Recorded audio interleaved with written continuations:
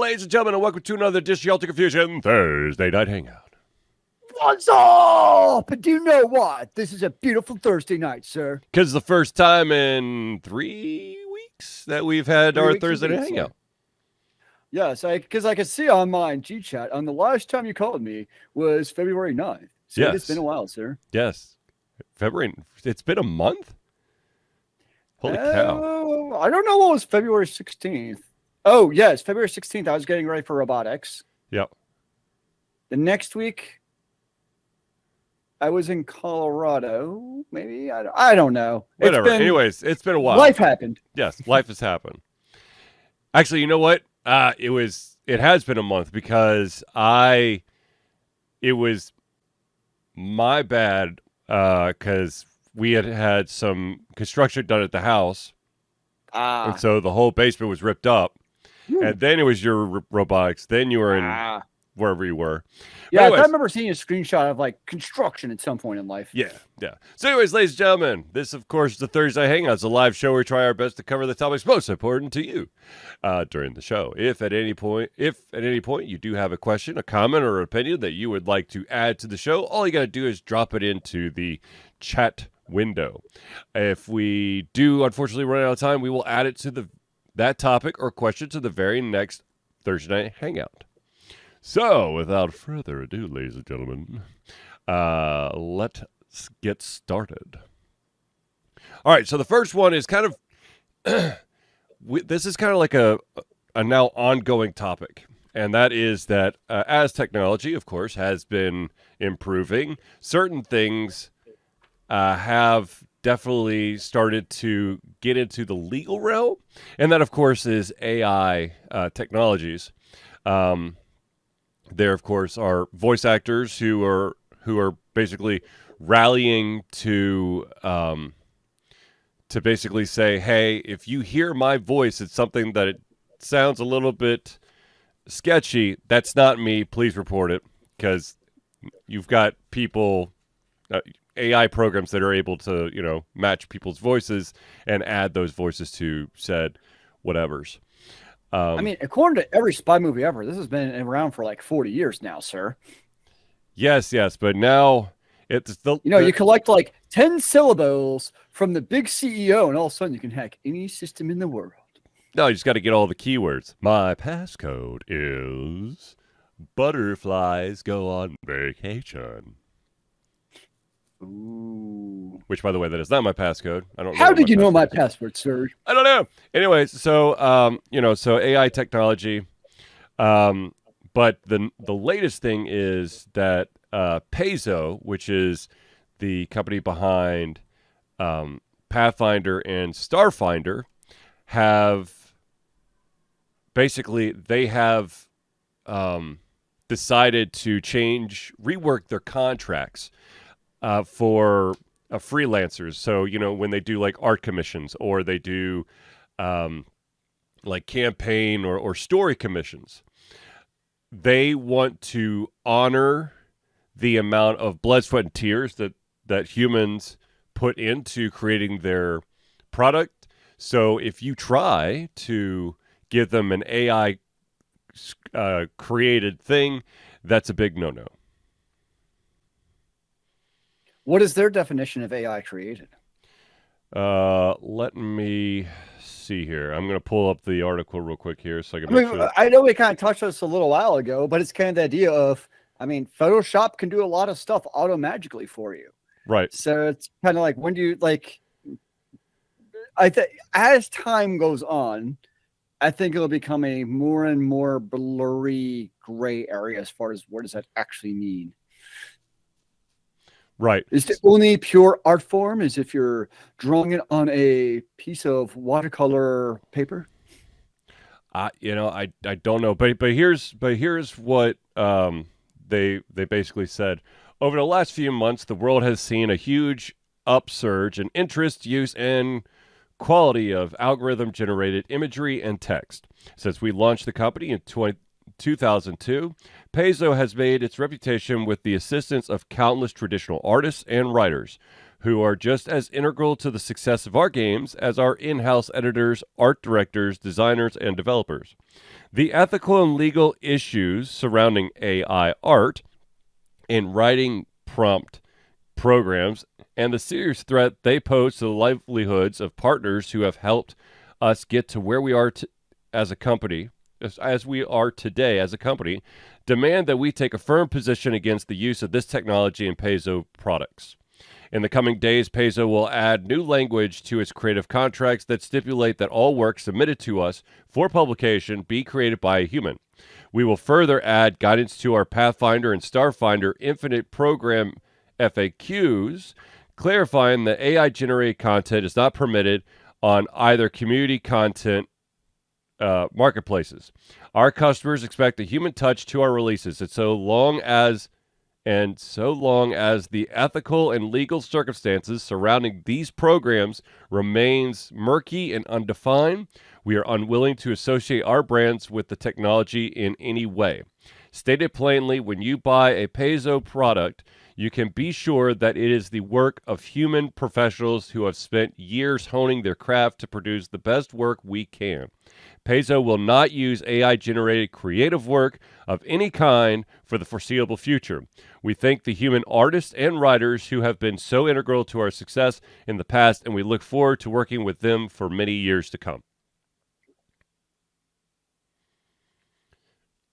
So on your phone, when you use a filter, is that AI? No, because if it's your original art, okay, because see, now you're getting me into that gray area of why that artist got blackballed from all of the anime conventions, because he was stealing other people's work and putting filters on. But if it's your own work and then you're applying, like a glossy filter to it, you still put in all that time to create that image. You're just basically, adding some After Effects to spruce it up or whatever. It'd be I disagree. I think it's AI still. It's if you're applying anything that you are now using a third-party algorithm to completely affect your artwork. All right. I think it is now AI. If you want to go down that rabbit hole, Zealeus, then all work, all written work has to be done, has to be edited by humans. You're not allowed to use spell check or Grammarly or any of those programs because it's AI fed to try to find an algorithm for better wording. Well, I would argue it the way that the Pathfinder company, Pathos, states it. I would argue that's exactly what they're saying, which is why I don't necessarily agree with the way they word it, because of that exact reason. Well, I mean... Because you are right. Like, I know you are 100% right. Like, when you're using Grammarly, you're using artificial intelligence to definitely rewrite, for some people, a not insignificant amount of your work. Right. No, and I think... Right. It'll be very interesting to see what the actual legalese is.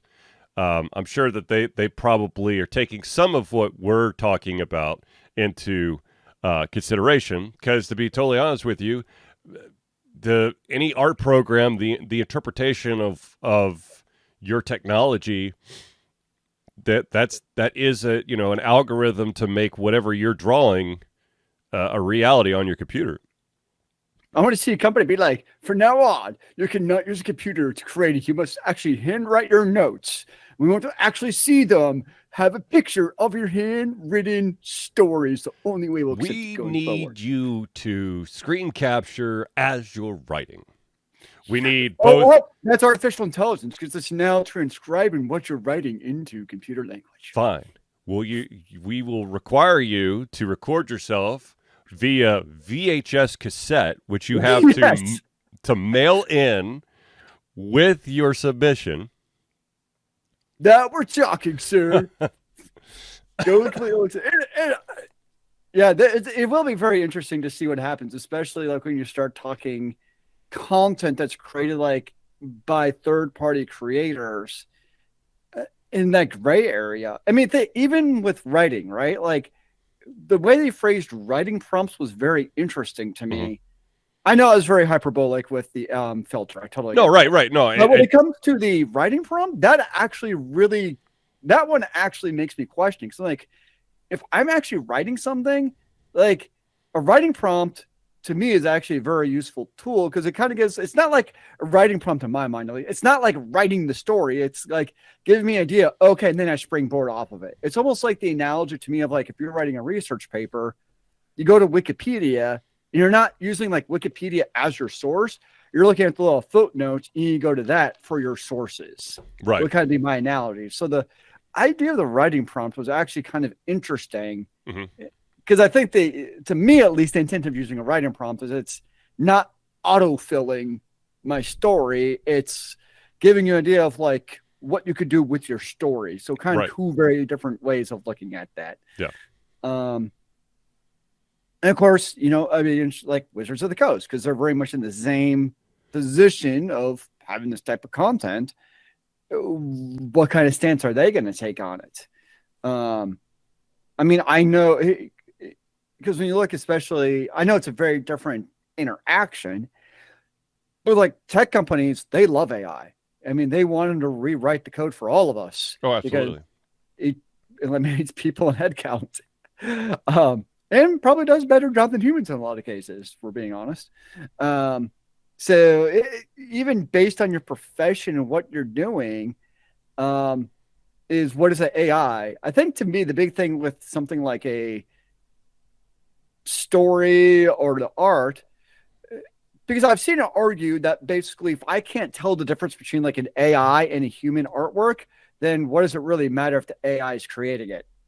And I think on in a purely, what's the word I'm looking for? I can't think of the word. There's a word, I can't think of it, but it takes the human part out of it. And I think a large part of the beauty of art, being it, you know, the drawing art or the stories, is, you know, there's a human behind it. Like that's kind of the human relationship part of it. I mean, we've been to conventions a number of times, and a big part of that is it's not just, oh, this is a book I never heard. It's that human relationship you build with it. Like when I go to a Dragon Con and I buy art, it's because I've met that artist. So there's 100%, like, yes, I totally get it. AI can create the same art. We don't think there's much denying that. But a part of the beauty of art, median as a whole, is that human element. I think it's still like with actors. That's why, you know, outside of with like Tom Cruise in his acting, I mean, he's, you know, with the whole idea of Mission Impossible and Top Gun is, yes, you could have AI actors doing this stuff and it would cost you no money. But people go to see for that human relationship of an actual real person doing the stuff, not just a, you know, Jar Jar Binks that's animated, CGI'd in. That's not what we want to see. So I think that's, to me, that's kind of the big thing with this whole AI is we still want that human face behind the art consumption that we're consuming. Right. Yeah. And we will see, you know, the thing is that I've seen some of like the AI generated stuff. It's cool, but I also understand, you know, that this is taking a huge chunk out of humans' pockets because, you know, people are able to like, you know, basically fast track shit with minimal effort. Well, so I wonder what happened like at conventions. Like, is there going to be like a litmus test to be like, do you actually draw? Because right now, like we go and we see artists, you're assuming that they are the ones drawing that, or their friend drew it, because that happens sometimes. Right. And they're just there. But like we were pretty good faith understanding that like those artists are the one actually creating that content. And I wonder if there's going to be any kind of like from the, you know, convention owners or whatever, if there's going to be any kind of like, you know, show me you actually made this going forward, or is it just going to be like, whatever? Yeah. Because that's the whole point of conventions. It's like the human part. Yes, absolutely. Absolutely. Speaking of which, a little bit of sad news about MomoCon. Noodle Boy will not be there as he is moving to Utah. So, sad day. However, we'll try to find a way to get in contact with Noodle Boy and, you know, have him do something. So, Oh, well, good for him. I mean, I've seen the news, and it's what he wants to do. So yeah, it's a huge perk for him to move on to what he's doing. Will only lead to bigger and better things. exactly. So, the next story that we have, Zealeus actually posted this one for us. So, Level 5, which has a ton of amazing games underneath their umbrella, has just released a trailer for a brand new Professor Layton. I love me some Professor Layton. It's basically you have every Professor Layton game. There's a mystery in the center of it, and then you have to solve all these like logic puzzles in order to advance the story. This one, however, features more of his child sidekick than Professor Layton, at least in the trailer. The new Professor Layton is going to be called Professor Layton and the New World of Steam, which I will probably have to get whenever it is released. It is being developed for the Switch, which I'm trying to think. In the past, it's always been the Nintendo handheld, so this will be interesting to see it on the Switch. However, I don't think there's going to be like some huge leap between the 3DS version or the DS version and the Switch version. I mean, the beautiful thing though about the Professor Layton games is, I mean, they're cute graphics, but it's about the gameplay. Absolutely. So I think that's one of those games where, like, obviously you want it to look nice, of course, but like you're playing it for, like you said, the puzzles and the gameplay. That's why you're playing those Professor Layton games. So, well, I think, to be honest with you, I think the one improvement, and it already really worked on the handhelds, was that you could probably get even, more robust cutscenes in there, which would be pretty cool as well. Though their art style isn't, it's not like processor maxing to begin with. But I'm excited. I want to see what they make, and I want to jump back into a Professor Layton game to exercise my brain muscles. Oh, I know you will be getting into it, and it'll be glorious. Indubitably. So, but exciting news. I feel like there was a Layton game on the. There's one on the iOS. Yeah, but it wasn't really. It was like a Layton-esque game. It was like the Layton brothers or something. It's like Professor Layton, Herschel Layton's like brothers, and it wasn't really, the same thing. It was just the kind of like puzzles. Not the true version. Yeah, not the. This is, there's a mysterious thing that's going on. We have to solve it. That's what's at the top of the list. It's more of a, here's some other puzzles we found. Yeah. So, okay. So many of you out there probably know that there is this thing called esports. Esports, of course, is basically individuals going into tournaments, playing certain games, and trying to win them for the big cash prize. First off, prize? I want prizes. First of all, I did not know that my alma mater, Winthrop University, they won the Rocket League title for the Big South Conference. So congratulations to Winthrop. But also, there has been some news that's come out about the latest Smash Brothers game, and for the competitive play, there is going to be one character that's going to be permabanned from all competitive play, and that is a DLC character by the name of Steve from Minecraft. And the reason why is that there is some really weird glitches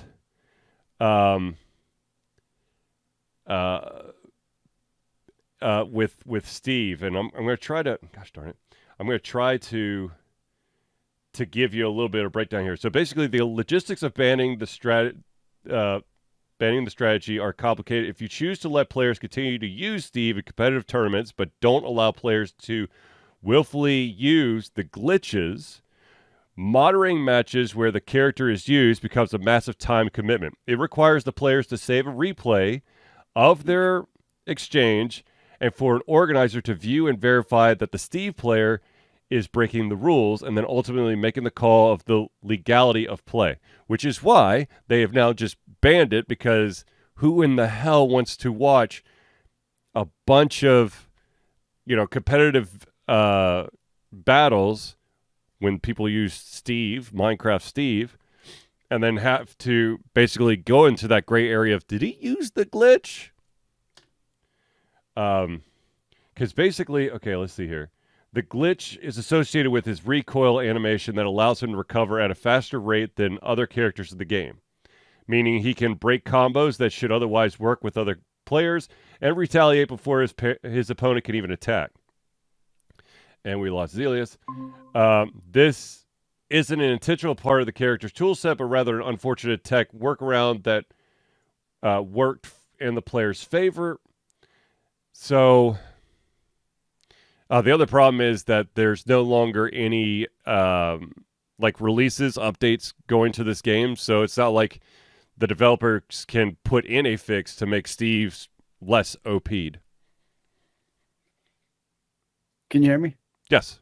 Yeah. I mean, it makes sense that if there's a major glitch going on like that, to make it a even level playing field, and it probably doesn't move anyone to have this.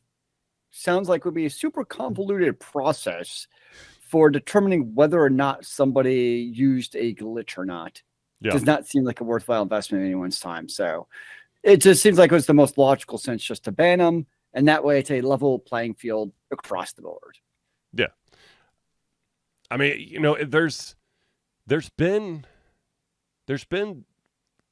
I guess, some character bans in other games simply because of a new, actually, this is probably one of the reasons why competitive games usually are maybe either they're a patch ahead of everyone or they're a patch behind, because when you release a patch right before a huge competition, there are chances for things to go a little bit out of whack. It's not been, yes, it has been tested in-house, but when you have millions of people who are actually playing the game and them finding, the quirks in the system, it's like that Halo, I think was it Halo 1 or Halo 2, where there was a way to basically rig the system that would literally shoot you across from one side of the map to the other. It sounds like a very useful skill. You're just really good at moving fast. Yeah, absolutely. Yeah, of course. I, too, can break the sound barrier as a human. Yes, of course. But of course. But, to be honest with you, I think that's the one Smash character that I never actually purchased, because I just was like, wow, Steve from Minecraft. That's why would I ever want Steve from Minecraft? I played Smash once, so I'm not very helpful. I was not very good. Well, the thing is, my youngest is a huge Smash player. Oh. And so, yeah. So he has asked me a couple times to get that character. I'm like, no, we're good. Are you going to train him up so he can become the new esports and he can go represent Woo at the next esports something? Well, I mean, he's got to, hone some more skills, but he can hold his own in a lot of the games. They got scholarships and that stuff nowadays. No, I know. And maybe by the time he gets to college, there'll be that perfect game for him. But for now, he is not a pushover when it comes to Smash Ultimate. Let's just put it that way. Can he beat you?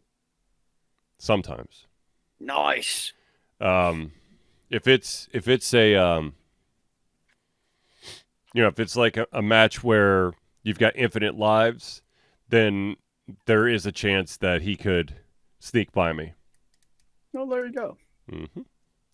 So, but yeah. Banned character. All right. So, as many of you know, HBO Max had this huge, cutting of a ton of shows. A lot of them being DC related.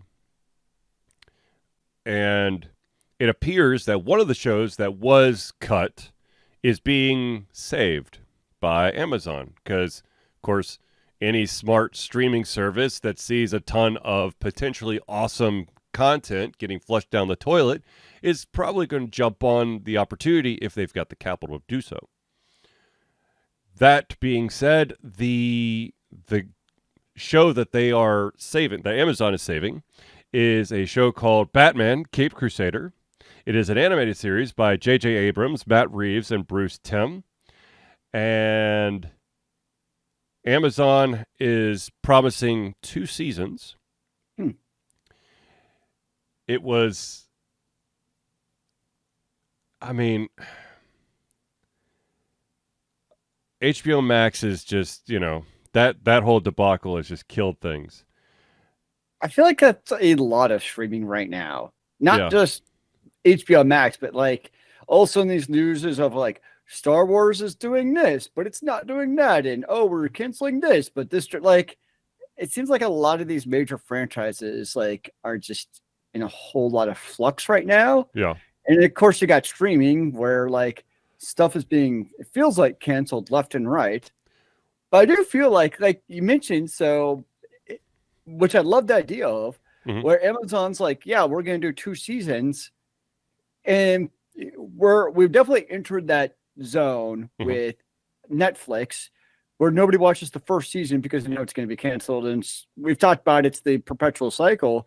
I wonder what happened. Like, they're releasing a show and they're like, they'll be 2 years apart because that's a normal filming cycle, but there will be 2 seasons of this show. Like me, that would actually incentivize me a lot more to watch that first season. Right. Be like, oh, sweet. I know it's going to be around. I will watch that because I know I could stick around for it. They're probably not going to do that because now you have a CEO or some exec has to, commit a lot of dollars that they're not going to because then they lose their bonuses. But to me, that would definitely incentivize me to watch some of these shows. I just kind of skip otherwise. Yeah, I totally understand. Speaking of Amazon Prime, the show, oh my gosh. Now, of course, Vox Machina. Yep. From Critical Role. I just watched the second season. Actually, I watched the first season over just so that I could remember everything. And then I watched the second season, and it's still good. It's literally what a bunch of like voice actors and actresses you would think they would do while playing Dungeons and Dragons, but they, instead of going, I roll a D6 to do this, in the animated thing is like he tries to unlock the door. But it's got that adult humor. There is one gnome that is a sex crazed maniac. Nice. It's really good. I will fully admit that I was skeptical at first, but after watching the first season, I was like, okay, cool. Hope there's a second season. Of course, the second season is now completely out. I think the whole thing became available at the end of January this year. And so if you have Amazon Prime, I highly recommend that you watch Vox Machina. Somewhat similar, but I finally watched the other day Knights of Badassdom. It was entertaining. I think it was on Amazon Prime. And basically, it's LARPing gone real. If you've not seen it, nothing quite like that. Oh, it was fun, but it started with D&D. Yep. So no, it's just like based on the D&D universe. What was that show? Or no, not I think it's like the group was called like the Dead Gentlemen, and it was like, I can't remember what they. I don't know. It was basically Dungeons. They were sitting around playing Dungeons and Dragons, and then it switched into them basically doing they basically were LARPing the rest of the time, but kind of like it Stranger in their Things? Mind, huh? Stranger Things. No, not Stranger Things, but I know that's not what you meant. I don't know. I'm seeing if I can pull it up real quick here. It's just called The Gamers. The Gamer's Dorkness Rising, which is the second one. So, not to be confused with The Gamer with Jake Gyllenhaal. was that Gyllenhaal? I thought that was Gerard Butler. Oh, sorry. The other generic big white guy. All right, Gerard Butler. You're probably right. That was something. I mean, it wasn't a bad movie. No, but it wasn't like I've got to watch this like a bajillion times. It was not a classic, a masterpiece. It was a movie. Huh? It was a movie. Yes, it was a movie. I mean, it's worth a one watch. Yes. That would be one of those rent it or stream it for free on a service. Don't buy it. Which unfortunately I bought it back then. So I think there's actually only like 2 movies coming out in the next year I actually care about seeing in the theaters live. I'm trying to think if there's anything that's really screaming at me. Mission Impossible 7. Uh-huh. And John Wick 4. Okay, I could see John Wick 4. I've completely dropped out of watching Mission Impossible. It's just too much now. I can't do it. So it's over the top. But it's actually well done. Like, it's well done over the topness is how I would put it. I enjoy it a lot. I think it's better than Bond. Well, at this point. Well, the thing is, like, all these movies that have gotten like deep into like the sequels, it's just, I'm like, okay. Well, then you have Fast X. Jesus, why? From street racers stealing DVD players to super spies flying into space in their vehicles. Yeah. I don't. Good Lord. Just when you go watch any Fast and Furious, just remove your brain at the door, and you'll enjoy it much more. It's not going to make sense. I don't think it's made any sense since Tokyo Drift. Yep, that's about right. Well, even the second one is when they had. I remember they had a car going off a ramp and landing on a boat. Of course, that happens all the time, Zealeus. I mean, that is how I got home tonight. But still, I'm kind of awesome. I don't expect other people to be able to do the same thing. Touche, sir. Touche. I will allow you your awesomeness with no rebuttal.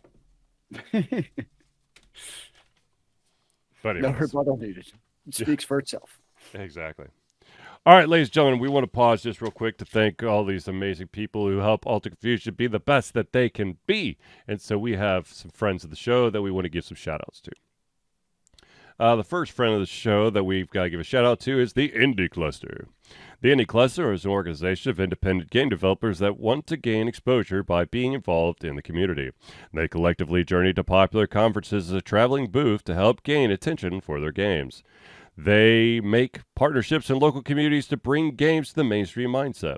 They highlight local, unusual, and rare concepts to challenge the paradigm of the common. They also host events to teach kids and minority groups about game development to hopefully one day enter the industry themselves. For more information, go to indiecluster.com.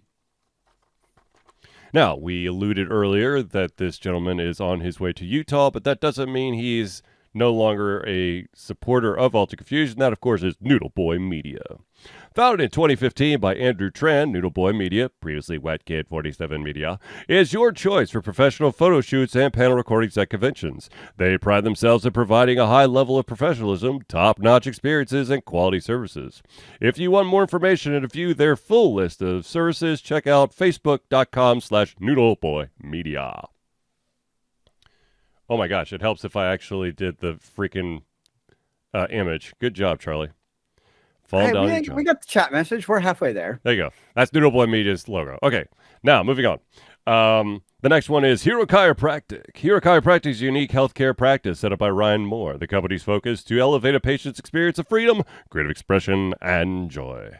They believe that everyone can be a hero and has incredible heroic potential inside themselves waiting to be unleashed. Hero Chiropractic focuses on mobile chiropractic care in the greater Atlanta area.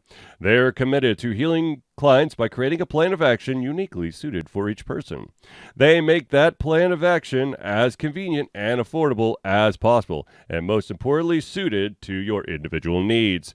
If you want more information, go to herochiropractic.com.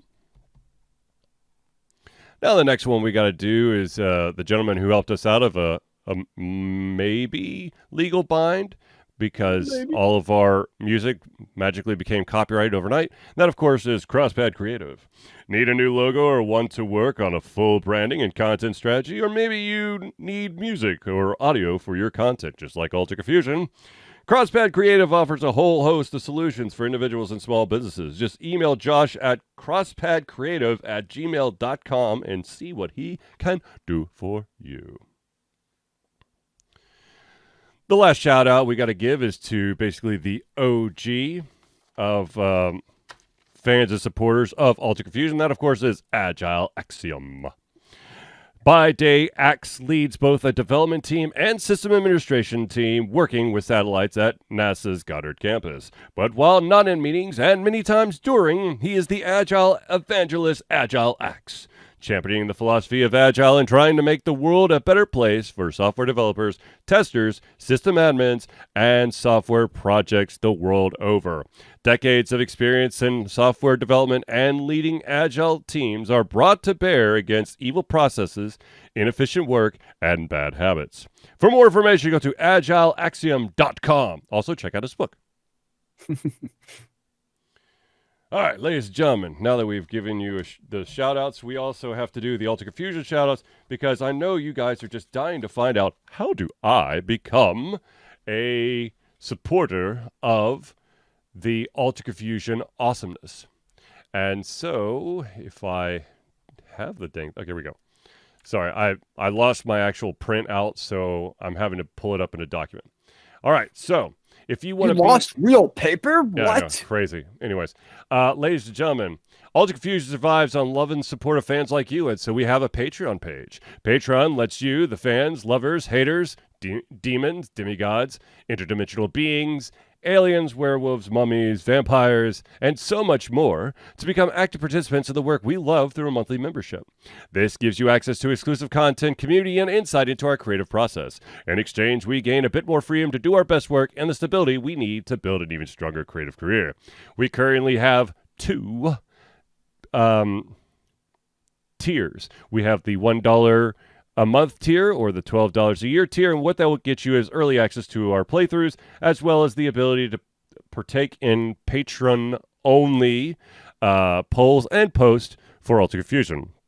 If you're feeling a little bit frisky, you can jump up to the $5 a month or $60 a year tier, and not only will you get everything at the $1 tier, but you'll also gain your name or organization added to our thank you section of every single Thursday night hangout.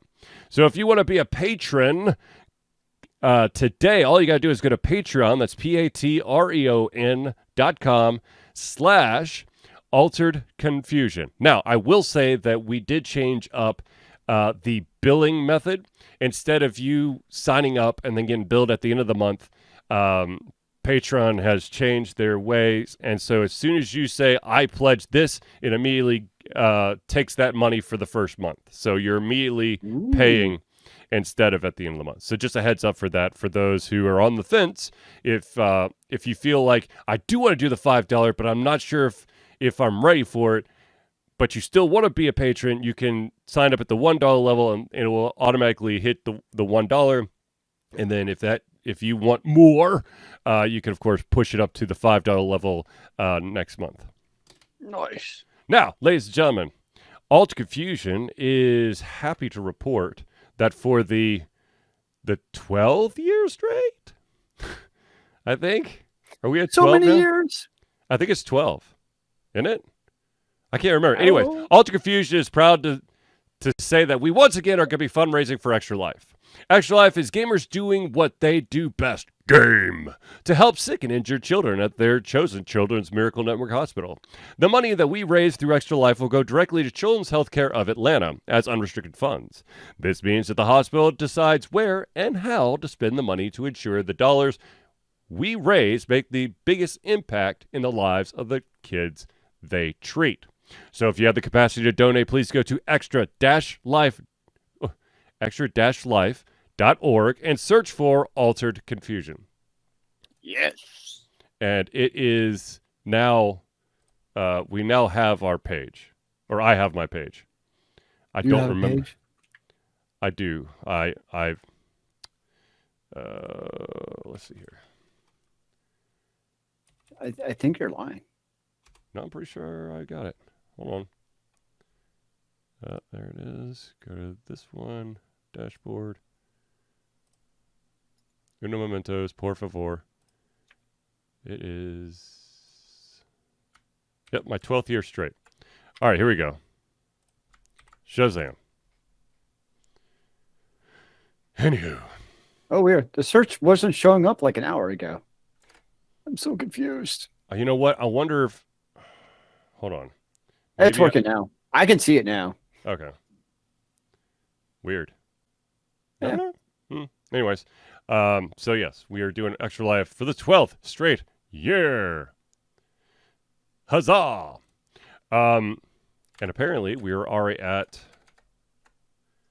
$50. $50. Shway. 50. Got a big 50. 50. So yeah. So we're doing Extra Life again. All right, ladies and gentlemen. The next story we've got to talk about, it has to do with food and a highly anticipated game. Ladies and gentlemen, KFC and Diablo 4 beta team have teamed up for a promotion. What? I'm so confused already. Activision Blizzard is teaming up with the fried chicken purveyor KFC to help you grease your way into the upcoming beta on PC and console for Diablo 4. All you need to do to get access to the beta is order a double down sandwich from KFC.com or their delivery app. No one says you have to eat it. Simply buy the sandwich. We'll grant you a code, which you just plug into Battle.net account. Then the beta runs from March 17th to March 20th. As far as anyone could tell, this is only for the U.S. and Canada. And the Double Down Sandwich, for those interested, is basically it's a fried chicken breast with cheese and bacon with another fried chicken breast. So there is no bread. The bread is fried chicken breast. So you get two of those with cheese and bacon in the middle. So I'm actually I'm not interested in the sandwich, but I'm actually interested in Diablo 5. But here's what annoys me. So I'm going to take Path of Exile as an example because it's cross-platform. I can play it on my PS5 and my PC. I enjoyed the gaming from like my nice couch chair over there on the PS5, my screen TV. It's glorious. The problem is when you start getting like the minutia of like inventory management, always becomes a pain in the ass with the console, with the controller. It just So like what I would do a lot of times is like I would basically get up and just switch like, oh, I'm gonna hop on my PC, do some stuff. All right, now I gotta try a PS5, right? Mm-hmm. But a game like Path of Exile is free to play, so it worked out fine. But then you take a game like Diablo 5, and it's not just Diablo 5. All the games do this. Yeah. Where you have multiple platforms online. Guess what? If you want to do what I'm just talking, I haven't looked, but I'm going to guess it's cross-platform save.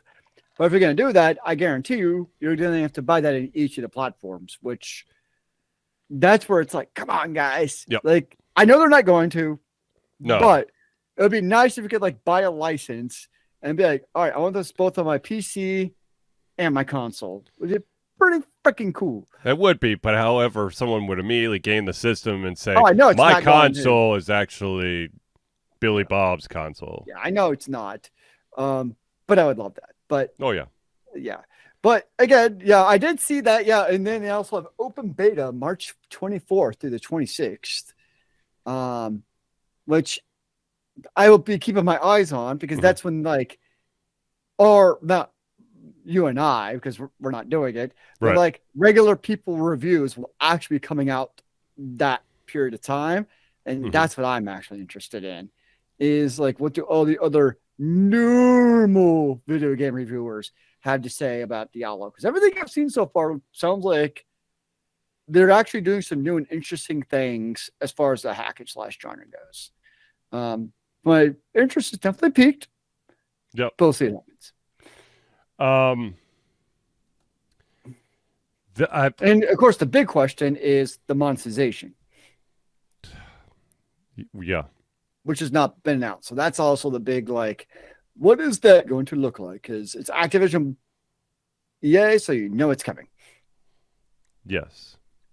Now that I remember that we really did do any shows last month, there was a story that was posted mid-February that I do want to kind of circle back on, and that is that it has been announced that there will be a TellTale game, so basically episodic game, based on The Expanse, the TV series.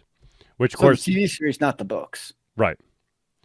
Well, actually, so they are different. Right. No, it's going to be the game is going to be centered around Kamina Drummer. Okay. So it's from the TV series. Well, she was in the books too. Right. No, but you're also got the voice actress. Oh, cool. Yep. So, or actually, I thought she was one of those. Did you watch the TV series? So I watched a little bit of it, and then when, I always get so confused between, because there was two shows that came out about the same time, and I watched a little bit of The Expanse, but I also watched Dark Matter. Yeah. And so I could see that. I could see that. So it's kind of jumbled in my head. I need to go back and watch The Expanse because I think didn't Amazon Prime pick up The Expanse to like finish off the series? It went through 5 seasons on Amazon Prime. Oh well, there you go. Well, shit, I've also watched Dark Matter too. I'm way behind. Let's just put it that way.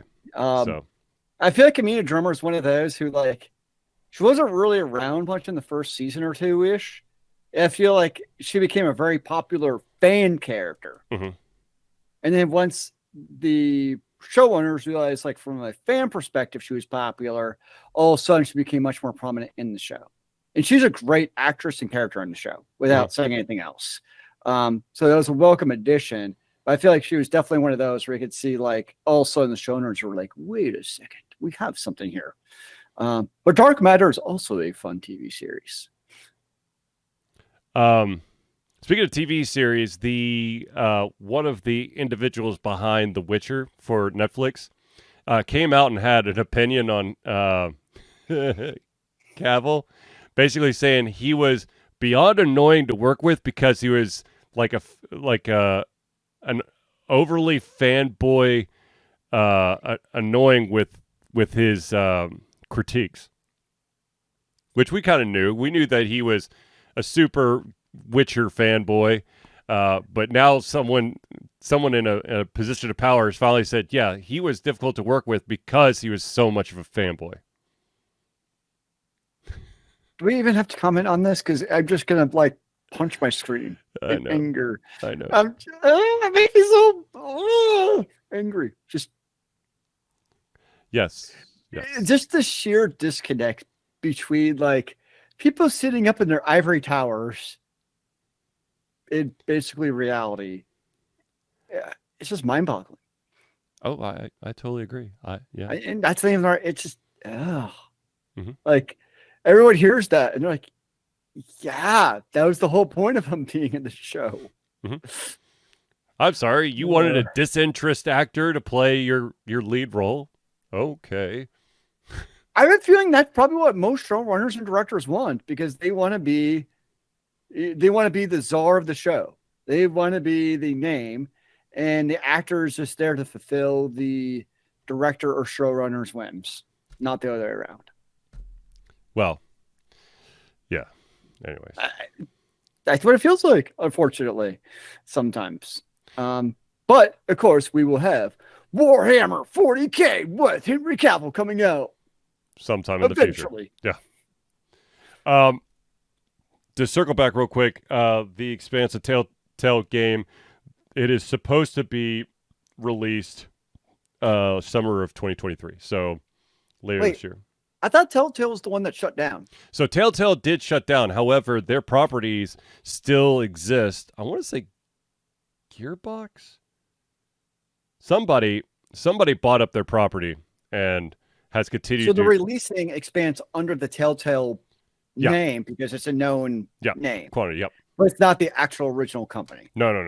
Okay, that makes sense. Yeah. I mean, it doesn't, but it does. Right. Well, it makes financial business sense. No, it makes marketing sense because most people, the majority of gamers don't actually know that TellTale shut its doors. Yes, which is they're just going to see, oh, TellTale, cool. They're the great, point and click adventure company. And I'm sure you'll find out if it's true or not because you play point and click adventure games. Well, I mean, I've played a ton of TellTale games as well. I know. But I guess the curious thing is because Gearbox, they've put out some pretty good games over the years. Yeah. So I'll be curious to see if, Gearbox actually creates a good game out of this. Because didn't they also do Tales of the Borderlands? Yep. Mm-hmm. Yeah, so Gearbox at least has experience in that area. Yeah. So it's not like if it was like Activision, I'd be like, no. It's just or going to be EA. stupid. Or Ubisoft even. Yeah. But, Yep. So. Interesting. Indeed, it's something that I will definitely be keeping an eye on. But speaking of TV shows and on streaming networks or services, there we go, services, I stumbled upon a new show on Netflix, and I have to say that it is really effing creepy, and at the same time makes me... If the shit that happened in the show were to actually start happening in real life, I would throw away my phone. Basically, it's called Red Rose, and it is about an app that will magically appear on your phone, and once you start interacting with it, it starts off it starts off basically giving you the moon, and then it basically erodes everything from you because this app actually takes control of everything. It can, if you type in a text message to someone, upon hitting send, it will send a different text message. It will post random stuff from your phone onto like social media platforms, trying to cause chaos and rifts to occur. It is messed up. Yeah. What's it called? Red Rose? Red Rose.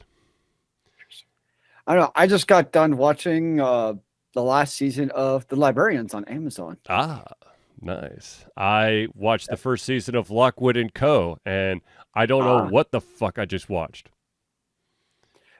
But coming out in 1 week is season 2 of Shadow and Bone on Netflix. Actually, what I'm really looking forward to is tomorrow for the Luther movie on Netflix. Ooh. Yeah. Idris Elba reprising his role as DC Luther. I'm on. That's me. I will watch that. Nice. I loved Idris Elba and Luther. And hell, I love... Never saw it. It's good. It's gritty. He's basically the kind of cop or detective that closes the cases by any means. And he definitely paints outside the lines. So like a Punisher almost. Yeah, except he doesn't have that big of a body count like the Punisher. But fair enough.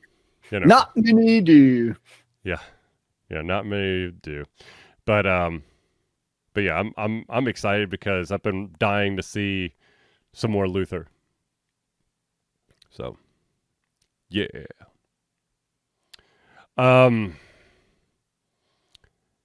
Let's see here. We started a little bit late, so okay, we'll have one more topic and then we'll wrap it up. The final topic has to do with collectible card games. Collectible card games, be it the traditional cards that you're actually holding in your hands, or the digital card game. Now, as many of you know, with collectible card games, the physical ones, when changes had to be made to cards, they had to literally just reprint them, and you would have to randomly get them in the in your booster pack, or if you buy a new deck. Of course, with digital cards, the developer can literally just upload or update the entire thing and change everything on the fly. So my question for you, Zealeus, is which version or which way of things would you enjoy the most in a collectible card game? Well, I mean, the card game one is tricky. The physical card game one is tricky because remember when we would go to like Magic tournaments, they would have rules based on the editions because, to your point, you could have certain card combinations that basically ruin the game. They're basically hacks. So there's definitely, they had like banned card list, and then they also had like certain generations were like the only ones allowed for certain tournaments. And I don't play a lot of online CCGs, but I imagine it's not too dissimilar, where I'm guessing some of like the tournaments and stuff, like you could probably only use cards from certain generations of cards. Is that true for like Legends of Runeterra? Like, no, they literally will rewrite the card. Well, I think that's different. Okay, so think of like Magic the Gathering, right? Let's just go back to Magic, and like you and I are playing, right? Yeah. Well, like I could still have my old like OG, alpha beta cards with original text, and that's what's going to play because that's what I have. Like I have my $10,000 card, but by God, I'm going to play it, and hopefully you don't spill your beer on it. I don't care. But it's a little bit interesting though with electronic CCG games because like people are paying for what was probably that original intent of that card. Sometimes a not insignificant amount of money, and now all of a sudden your competitive advantage from that card gets changed by the developer. That's a tricky one because it's like, I get it. Like you have to update for competitive balance, especially if it like ruins the game for all the other players. Yeah. But a little bit of me is like, I don't know. Like if you want to ban like, it's almost like you could do like a Magic. You just like open format, bring your cards. We don't give a shit. And like, if you had the original card that you got, you can bring that with the original text. Right. Like, it's kind of like, it would be like physical cards, right? The way you originally had it, that's the way you had it. Or maybe the players presented with an option for like, this card stays the original format that you can use like playing against the AI or like open formats, or you can choose to update to the new version. It's like a one choice option or something. I don't know. I that's a tough one when they're changing that card. They are probably going to its original format, but I guess it's not really, if you think about it, like too dissimilar from a game like any MOBA. Like they're always making balance changes to your favorite characters that you didn't want them to, but they're doing it for competitive balance reasons, and it's a PvP game. So in a way, it's not too dissimilar from that style. Right. Where you're not going to have like multiple versions of the same character running around. I mean, you're right. I mean, I think that it is kind of fun to have like the older version of the cards that combined with other cards makes like uber powerful. Like there, going way back in time, there's a swamp card called Frozen Shade. And in the early ones, you could pay one swamp and the Frozen Shade would increase +1/+1. And in later versions, they did +1/+1 till end of turn. So it was like one swamp to do it. It was like super cheap. And so you could have this uber powerful Frozen Shade after a while, or you could have the wussy version, which you could pump it up a little bit, but then you would lose all of it the very next turn. Yeah. And that's what I mean. Like, if you're going to a tournament, you're obviously not going to use the original, which I get. But if you're just playing around with your friends, then cool. But at the end of the day, you do have to create a competitive balance because nobody wants to play. Because you would also kill your audience base if you're allowing players to play with the original frozen shade against everyone else, because that would just make it unfun for the other 98% of your players. Right. And I think the other thing is that with the digital card games, especially like Legend of Runeterra, where there are new cards coming out, by basically altering some of the cards to either change their cost or their stats, it kind of forces the individual to have to rethink their deck. And so that kind of increases the chance that an individual will try a more wider variety of cards. Yep. Instead of, kind of update the meta. It's like we see in, remember how long we were lambasting Overwatch 2, or Overwatch 1, I should say, because it was the same characters with the same abilities and the same everything, and it became stale. Yep.